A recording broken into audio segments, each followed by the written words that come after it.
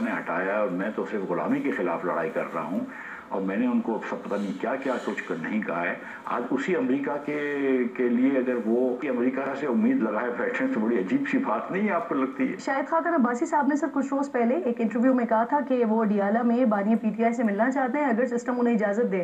तो क्या उन्होंने कोशिश की थी और उनको इजाजत नहीं मिली? नहीं, कोई कोशिश नहीं की उन्होंने उनसे मिलने की। अब वो एक डिफरेंट कॉन्टेक्स्ट की बात है। शाहिद साहब की ये बात है कि जिसके अंदर अगर शाहिद साहब एक साबिक वज़ीर आज़म के तहत या एक बड़े पाकिस्तान में सियासी नाम के तहत शाहिद साहब और दीगर लीडर जिसमें महमूद खान अचकज़ई भी शामिल हैं, मौलाना फजल रहमान भी शामिल हैं। कौम को कुछ हक़ाइक़ बताना इंतहाई ज़रूरी है और इसके साथ साथ हम ये भी समझते हैं कि आज जिस तरीके से फ़ॉरेन मीडिया को कितिके में बुलाकर तो गुमराह कुन ब्रीफिंग दी जा रही है, उस हवाले से भी कुछ हक़ाइक़ हैं जो अवाम की नॉलेज में भी होने चाहिए और जिस तरह से शरपसंदी और मुल्क दुश्मनी की गई है उसको भी खुल के सामने आना चाहिए। तो ये जो बड़के मारने का सिलसिला, धमकियां देने का सिलसिला, इल्ज़ाम लगाने का सिलसिला ये आज से जारी नहीं है।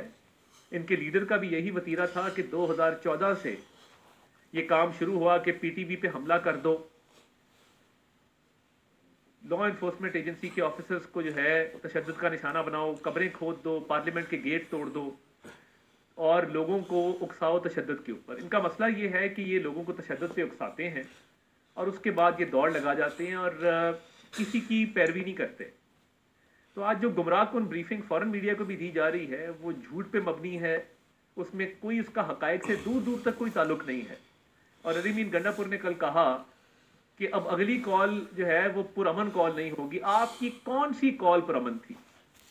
क्या आपने 26 नवंबर का जो एक इंतशार की कॉल थी और 26 नवंबर का जो आपने इरादा किया था लश्कर कशी करने का, लाशें गिराने का, और अभी एविडेंस आ रही है आहिस्ता आहिस्ता सामने कि चले आप तो 1200 लाशों से शुरू हुए और कभी 1200, कभी 1300, कभी 600, कभी 700, और आपने झूठ पे झूठ बोला।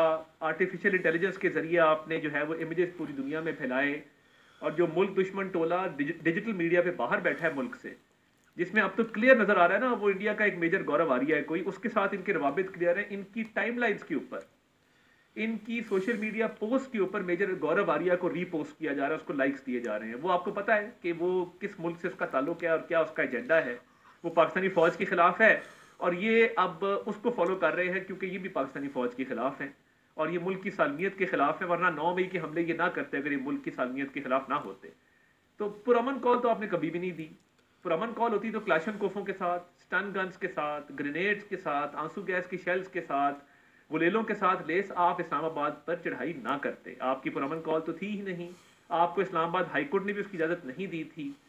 तो ये जो आप दौड़े हैं और जो आप पे अपने ही वर्कर्स ने पथराव किया है और फिर आपके गार्ड्स ने जो फायरिंग की है, वो भी फुटेज सामने आ गई है, पूरी दुनिया ने देख लिया है कि लोगों ने आपको गालियां भी दी, आपको बोतलें मारी, आपकी गाड़ी पर पथराव किया। और ये भी रिपोर्ट सामने आ रही है कि बुशरा बीबी ने ये पथराव करवाया।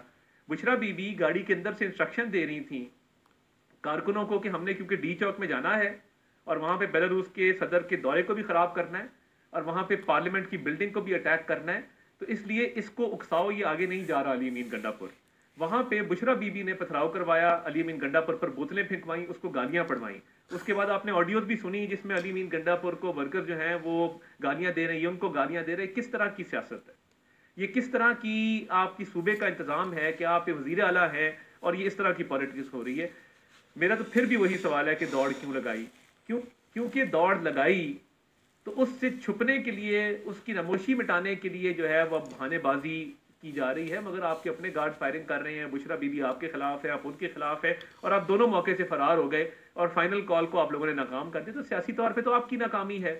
तो आपकी कोई कॉल पुरअमन नहीं थी। अब अगली कॉल का तो हम इंतजार करेंगे। आप अगली कॉल, आप में अल्हम्दुलिल्लाह इतनी हिम्मत नहीं है कि आप अगली कॉल दे सकें, अगली कॉल पर अमल पैरा हो सके। और बड़के मारना कि मैं जी फलां कर दूंगा, ढमका कर दूंगा, आप कुछ नहीं कर सकते हैं। आप सियासी तौर पे नाकाम हैं, आप इंतजामी तौर पे नाकाम हैं, आप सूबे के मामलात को संभालने में नाकाम हैं।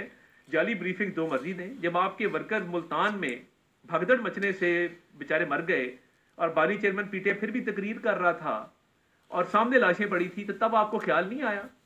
तो अब जो है वो लाशों की सियासत और झूठ की सियासत, और देखिए जो 9 मई आपने किया ना, कौम को कभी भूलने नहीं देंगे।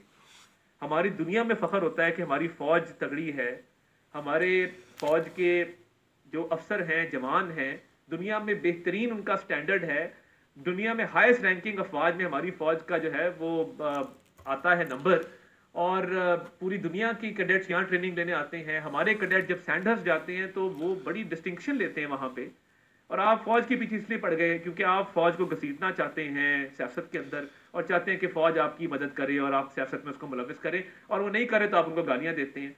आपने जब से ऐलान किया अस्करी बैंक का, आपने कहा जी ये फौजी प्रोडक्ट्स का बॉयकॉट करो, अस्करी बैंक के शेयर ऊपर चले गए, फौजी फूड्स के शेयर ऊपर चले गए। और अगर फौजी प्रोडक्ट का बॉयकॉट करना था तो सबसे पहले अबानी चेयरमैन पीटीआई का करते ना, सबसे बड़ी प्रोडक्ट तो वो खुद थे। तो इसलिए ये जेब नहीं देता है झूठ की, मुनाफकत की सियासत। और अभी जो सुप्रीम कोर्ट का फैसला आया है, जो 85